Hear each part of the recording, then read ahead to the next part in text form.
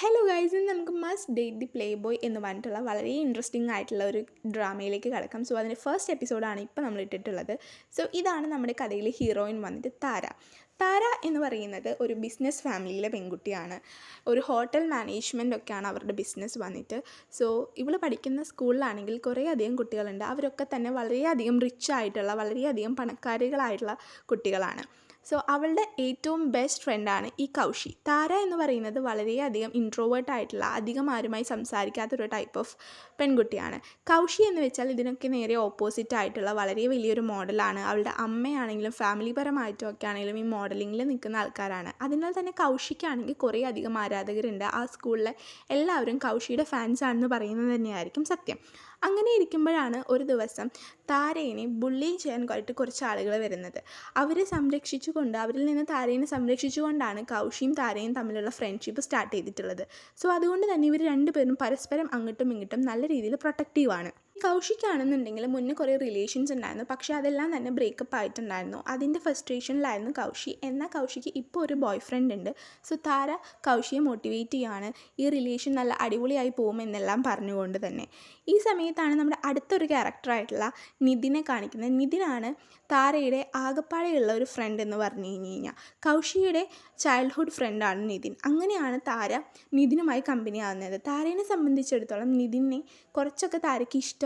താരയ്ക്കൊരു സ്നേഹം അല്ലെങ്കിൽ ഒരു കൈൻഡ് ഓഫ് ലവ് നിതിനോടുണ്ട്. പക്ഷേ നിതിനാണെങ്കിൽ കൗശിനെയാണ് ഇഷ്ടമെന്ന് വിചാരിച്ചിട്ട് താര നിതിനോട് തൻ്റെ ഇഷ്ടം തുറന്നു പറയാതിരിക്കുവാണ്. ഇവർ 3 പേരുമാണ് ബെസ്റ്റ് ഫ്രണ്ട്സ് എന്ന് പറഞ്ഞു കഴിഞ്ഞാൽ. താര എല്ലാ കാര്യങ്ങളും ഇവരോടാണ് പറയാറുള്ളത്. അങ്ങനെ കൗശിയുടെ ബോയ് ഫ്രണ്ടിൻ്റെ അടുത്തേക്ക് പോവുകയാണ്. ആ സമയത്ത് നിതിൻ താരയുടെ അടുത്ത് പറയുന്നുണ്ട്, നമ്മൾ വിചാരിച്ച പോലെ തന്നെയാണ് ഒരാളാണ് കൗശിയുടെ എല്ലാ കാര്യങ്ങളും എല്ലാ റിലേഷൻഷിപ്സിനും ബ്രേക്കപ്പിനും കാരണമായിട്ടുള്ള ഒരാൾ എന്ന് പറയുകയാണ്. അപ്പോൾ താര ചോദിക്കുവാണ് ഇതാരാണെന്നുള്ളത്. അത് ഈ സ്കൂളിലുള്ള ഒരാൾ തന്നെയാണ്, ഞങ്ങളുടെ എല്ലാം ചൈൽഡ്ഹുഡ് ഫ്രണ്ട് ആയിരുന്നിട്ടുള്ള ഒരാളാണ് എന്നാണ് നിതിൻ പറയുന്നത്. അങ്ങനെ അവർ രണ്ടുപേരും കൂടി തമ്മിൽ അതിനെക്കുറിച്ച് ഡിസ്കസ് ചെയ്യുവാണ്. സെയിൻ എന്ന് പറഞ്ഞിട്ടുള്ള ഒരാളാണ് ഈ ഒരു കൗശിയുടെ എല്ലാ റിലേഷൻഷിപ്സും ബ്രേക്ക് ചെയ്യുന്നത് എന്നാണ് നിതിൻ പറയുന്നത്. ഇവരാണെങ്കിൽ പണ്ട് മുതലേ ബെസ്റ്റ് ഫ്രണ്ട്സ് ആയിരുന്നു. എന്നാൽ എന്തൊക്കെയോ കാരണം കൊണ്ട് അവർ തമ്മിൽ വെട്ടിപ്പിരിഞ്ഞു പോയിട്ടുണ്ടായിരുന്നു. ഇതാണ് നമ്മളുടെ സെയിൻ എന്ന് പറഞ്ഞ ക്യാരക്ടർ. പുള്ളിക്കാരൻ വന്നിട്ട് വളരെ റിച്ച് ആയിട്ടുള്ള ഒരു ഫാമിലിയിലുള്ളതാണ്. അതേപോലെ തന്നെ നമ്മുടെ താരയുടെ ഫാമിലീൻ്റെ ഓപ്പോസിറ്റ് ഫാമിലി ആയിട്ട്, അതായത് അവർ തമ്മിൽ കോമ്പറ്റീഷൻ ഉള്ളതാണ്. അതേപോലെ തന്നെ ഫസ്റ്റ് കാറ്റഗറിയിൽ ഏറ്റവും കൂടുതൽ പൈസയുള്ള ഒരു ഫാമിലിയിലും കൂടി പെട്ടതാണ് സെയിൻ. അതുകൊണ്ട് തന്നെ സെയിന് നല്ല അഹങ്കാരമുണ്ട്. അതേപോലെ തന്നെ ഒരു പ്ലേ ബോയ് കൈൻഡ് ഓഫ് ക്യാരക്ടറാണ് സെയിൻ്റേത് വന്നിട്ടുള്ളത്. സെയിൻ എല്ലാ പെൺപിള്ളേരുമായിട്ട് റിലേഷൻസ് വെക്കുകയും അതേപോലെ തന്നെ അവരുമായിട്ട് ബ്രേക്കപ്പ് ചെയ്യും.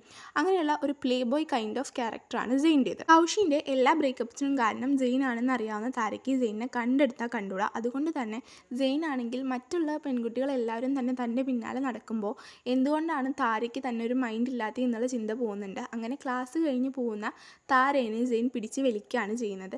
എന്നിട്ട് സെയിൻ ചോദിക്കുന്നുണ്ട്, നിനക്കെന്താ എന്നെ അത്ര പിടിക്കാത്തത്?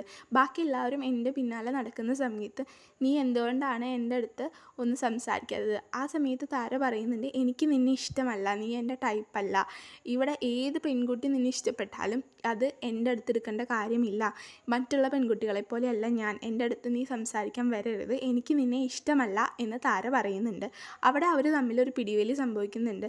സെയിൻ ആണെങ്കിൽ ആദ്യമായിട്ടാണ് തന്നെ ഇഷ്ടമല്ല എന്ന് പറയുന്നൊരു പെൺകുട്ടീനെ കാണുന്നത്. സാധാരണ എല്ലാവരും സെയിൻ്റെ അടുത്തോട്ട് അങ്ങോട്ട് ഇഷ്ടമാണെന്ന് പറഞ്ഞ് ചെല്ലാറാണ് പതിവ്. ഇത് സെയിന് വളരെയധികം സർപ്രൈസ് ആയിരുന്നു. കാരണം തൻ്റെ ജീവിതത്തിൽ ആദ്യമായിട്ടാണ് ഇങ്ങനൊരു പെൺകുട്ടീനെ സെയിൻ കാണുന്നുണ്ടായിരുന്നത്. അതുകൊണ്ട് തന്നെ സെയിൻ്റെ ഈഗോ നല്ല രീതിയിൽ ഹേർട്ടായിട്ടുണ്ടായിരുന്നു. സെയിൻ ആണെങ്കിൽ താരേൻ്റെ കൈ പിടിച്ച് തിരിച്ച് നിർത്തുന്നുണ്ട്.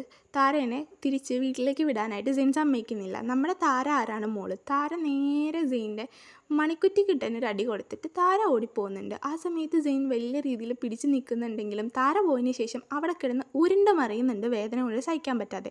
താരയ്ക്കാണെങ്കിൽ ഇമാതിരി ചെയ്തു എന്നുണ്ടെങ്കിലും താരനെ സംബന്ധിച്ചിടത്തോളം അവൾക്ക് നല്ല ടെൻഷനും പേടിയും ഉണ്ടായിരുന്നു. അവൾക്ക് ടെൻഷൻ വന്നാലോ പേടി വന്നാലോ അവൾ ചെയ്യുന്ന ഒരു കാര്യമാണ് ചോക്ലേറ്റ് കഴിക്കുക എന്നുള്ളത്. സോ അവൾ വീട്ടിലേക്ക് ചെന്ന സമയത്ത് തന്നെ അവളുടെ സെർവൻ്റ് അവിടെ നിൽക്കുന്നുണ്ടായിരുന്നു. സെർവൻ്റ് എന്ന് പറയുന്ന പോലെയല്ല, അവർ തമ്മിൽ നല്ല ഒരു ഫ്രണ്ട്ഷിപ്പ് ഉണ്ട്. നല്ലൊരു ഫ്രണ്ടിനെ പോലെയാണ് താരനെ സംബന്ധിച്ചിടത്തോളം ഈ ഒരു അക്ക വന്നിട്ട്.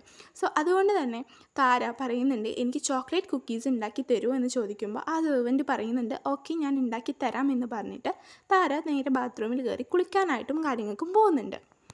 ആ സമയത്ത് താരയ്ക്ക് നിതിൻ്റെ മെസ്സേജ് വരുന്നുണ്ട്. ക്ലാസ്സിൽ നിന്ന് പിക്കപ്പ് ചെയ്യാൻ സാധാരണ നിതിനാണ് വരാറ്, ഇന്ന് എന്ത് പറ്റി എന്നുള്ള രീതിയിൽ താരയോട് നിതിൻ ചോദിക്കുന്നുണ്ട്. അങ്ങനെ താര വളരെയധികം അപ്സെറ്റാണ്. കാരണം സെയിൻ്റെ ഭാഗത്തു നിന്ന് ഇങ്ങനെ ഒരു ഇടപെടൽ താര ഒട്ടും പ്രതീക്ഷിച്ചിരുന്നില്ല. താര ആ സമയത്ത് എന്ത് ചെയ്യണമെന്ന് ഒരു ഐഡിയ ഉണ്ടായിരുന്നില്ല. അങ്ങനെ ഇരിക്കുമ്പോഴാണ് കൗശി വിളിക്കുന്നത്. കൗശി വിളിച്ചിട്ട് തൻ്റെ ഡേറ്റിംഗ് എങ്ങനെയുണ്ടായിരുന്നു, തൻ്റെ ബോയ് ഫ്രണ്ട് എങ്ങനെയുണ്ടായിരുന്നു എന്നുള്ളതൊക്കെ താരയുടെ അടുത്ത് പറയുവാണ്. അപ്പോൾ താര കൗശീനെ മോട്ടിവേറ്റ് ചെയ്യുന്നുണ്ട്. പഴയതുപോലെ ആവില്ല, ഇത് നല്ല രീതിയിൽ തന്നെ പോകുമെന്നെല്ലാം പറഞ്ഞ് താര കൗശിക്ക് വേണ്ട സപ്പോർട്ട് കൊടുക്കുന്നുണ്ട്. അങ്ങനെ കൗശിക്ക് വേണ്ട മോട്ടിവേഷൻ എല്ലാം താര കൊടുക്കുന്നുണ്ട്. അതിനുശേഷം കൗശി തൻ്റെ ബോയ് ഫ്രണ്ടിൻ്റെ അടുത്ത് താരനെക്കുറിച്ച് പറയുന്നുണ്ട്. താര എൻ്റെ വളരെ അടുത്തുള്ള ഫ്രണ്ടാണെന്നെല്ലാം പറയുമ്പോൾ ഗൗതം പറയുന്നുണ്ട് എന്നേക്കാളും മേലെയാണോ എന്നുള്ളത്. സോ കൗശി പറയുന്നുണ്ട് നിന്നേക്കാളും മേലെയാണ് എനിക്ക് താര എന്നുള്ളതൊക്കെ തന്നെ. അങ്ങനെ അവർ തമ്മിൽ വളരെ നല്ല സംഭാഷണം നടക്കുന്നത് പോലെയാണ് കാണിച്ചിട്ടുള്ളത്. അടുത്തതായിട്ട് നമ്മുടെ താര കുളിയൊക്കെ കഴിഞ്ഞ് ഫ്രഷായി വരുന്ന സമയത്ത് ഡോറിൽ ആരോ നോക്ക് ചെയ്യുന്നുണ്ട്. ആ സമയത്ത് അവൾ വിചാരിക്കുന്നത് അവളുടെ സെർവൻ്റ് ആയിരിക്കും എന്നാണ്. പക്ഷേ ആ കുക്കീസ് അവിടെ തന്നെ ഇരിക്കുന്നുണ്ട്. അപ്പോൾ താരയ്ക്ക് മനസ്സിലായി സെർവൻ്റ് ഓൾറെഡി കുക്കീസ് കുക്ക് ചെയ്ത് കഴിഞ്ഞിട്ടുണ്ടെന്നുള്ളത്. അപ്പോൾ താര പറയുന്നുണ്ട് ആരാണെങ്കിലും റൂമിലേക്ക് വന്നോളൂ എന്ന് പറയുന്നുണ്ട്.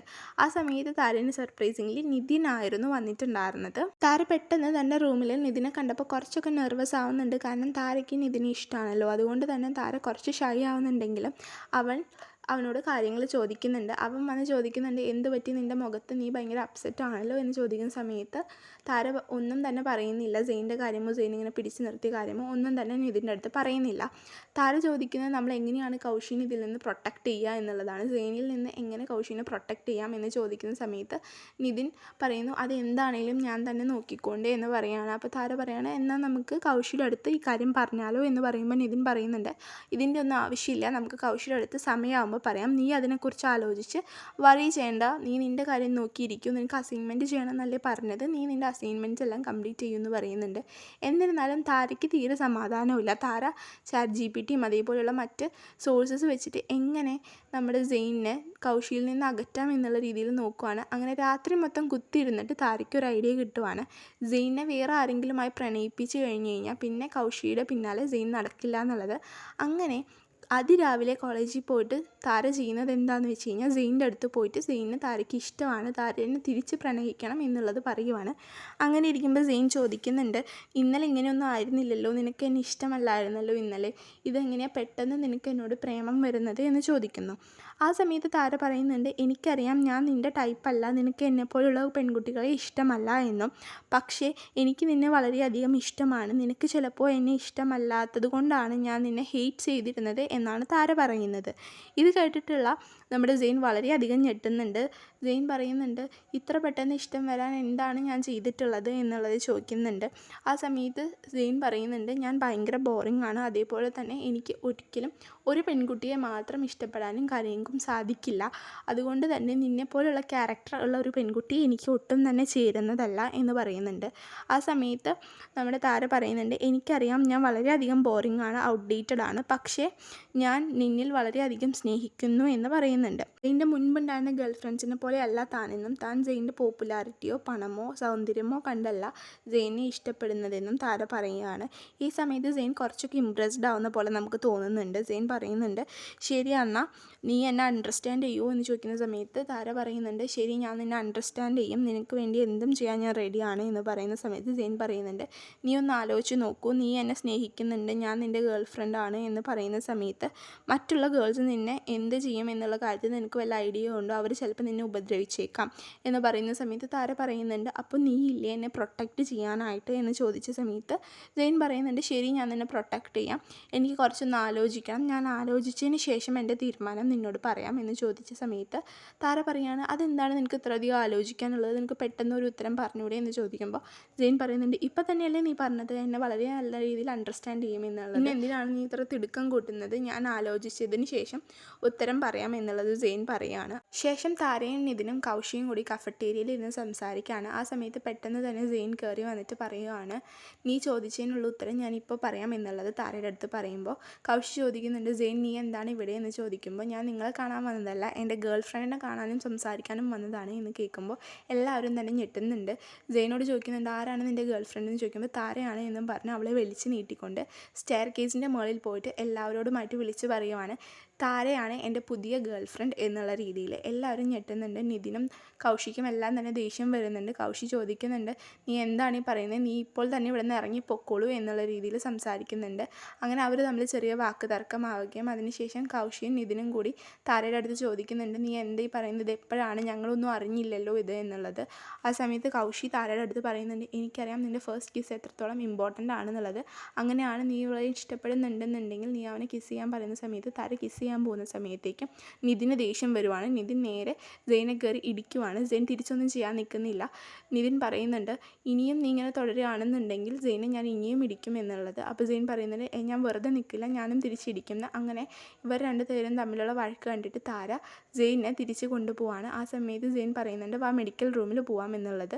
അങ്ങനെ മെഡിക്കൽ റൂമിൽ ചെന്നിട്ട് ഈ ഒരു ഐസ് കൂൾ വെച്ച് കൊടുക്കുന്ന സമയത്ത് താര അറിയാതെ തന്നെ നല്ല രീതിയിൽ സെയിൻ്റെ മുഖത്ത് പ്രസ് ചെയ്യുന്നുണ്ട്. സെയിൻ പറയുന്നുണ്ട്, ഇത് നീ വെറുതെ ചെയ്തതല്ല, നല്ല മനഃപൂർവ്വം ഓർത്ത് തന്നെ ചെയ്തതാണ്, ഞാൻ തന്നെ വെച്ചുകൊണ്ട് എന്ന് പറഞ്ഞിട്ട് താരയുടെ കയ്യിൽ നിന്ന് അത് ഐസ് ബാഗ് തിരിച്ച് മേടിച്ച് സെയിൻ വെക്കുകയാണ് ചെയ്യുന്നത്. അങ്ങനെ ഇരിക്കുന്ന സമയത്ത് താരയുടെ അടുത്ത് നിതിൻ ചോദിക്കുന്നുണ്ട്, ഇപ്പോൾ നീ എൻ്റെ ഗേൾ ഫ്രണ്ട് ആയല്ലോ, സോ നീ ഹാപ്പി ആണോ, നിനക്ക് എന്താണ് പറയാനുള്ളത് ഈ സമയത്ത് എന്ന് ചോദിക്കുമ്പോൾ താരയ്ക്ക് അത്ര വലിയ താല്പര്യമില്ലെങ്കിൽ കൂടിയും താര പറയുന്നുണ്ട്, ഞാൻ വളരെയധികം ഹാപ്പിയാണ് എന്നുള്ള രീതിയിൽ. അത് താരയുടെ മുഖം കണ്ടാൽ തന്നെ നമുക്ക് ഉദ്ദേശിക്കാവുന്നതേ ഉള്ളൂ. അതിനുശേഷം താര പറയുന്നുണ്ട്, എനിക്ക് ക്ലാസ്സിൽ പോകണം, എനിക്ക് ക്ലാസ് ഉണ്ട് എന്നുള്ള രീതിയിൽ. താരയാണെങ്കിൽ നല്ല രീതിയിൽ പഠിക്കുന്ന സ്റ്റുഡിയസ് ആയിട്ടുള്ള ഒരു കുട്ടിയാണല്ലോ. അപ്പോൾ താര പറയുന്നുണ്ട്, എനിക്ക് പഠിക്കാൻ പോകണം എന്ന് പറഞ്ഞു. അപ്പോൾ സെയിൻ പറഞ്ഞു, ശരി നീ പൊക്കോളൂ, നിന്നെ ഞാൻ തിരിച്ച് വീട്ടിൽ കൊണ്ടുവന്ന് ഡ്രോപ്പ് ചെയ്യാം എന്ന് പറഞ്ഞ സമയത്ത് താര പറയുന്ന അതിൻ്റെ ആവശ്യമില്ല, എന്നെ നിതിനാണ് കൊണ്ടുവന്നാക്കാറ്, നിതിൻ തന്നെ എന്നെ കൊണ്ടുവന്നാക്കിക്കോളും എന്ന് പറയുമ്പോൾ സെയിൻ പറയുന്നുണ്ട്, ഞാനാണ് നിൻ്റെ ബോയ് ഫ്രണ്ട്, ഞാനാണ് നിന്നെ കൊണ്ടുവന്നാക്കേണ്ടത് എന്നുള്ളത്. താരയ്ക്ക് ആകെ പ്രാന്ത് പിടിക്കുന്നുണ്ട്. സംഭവം താര പ്രൊട്ടക്റ്റ് ചെയ്യാൻ വേണ്ടിയിട്ട്, കൗശിനെ പ്രൊട്ടക്റ്റ് ചെയ്യാൻ വേണ്ടിയിട്ട് ഒരു കള്ളം പറഞ്ഞതാണെങ്കിൽ കൂടിയും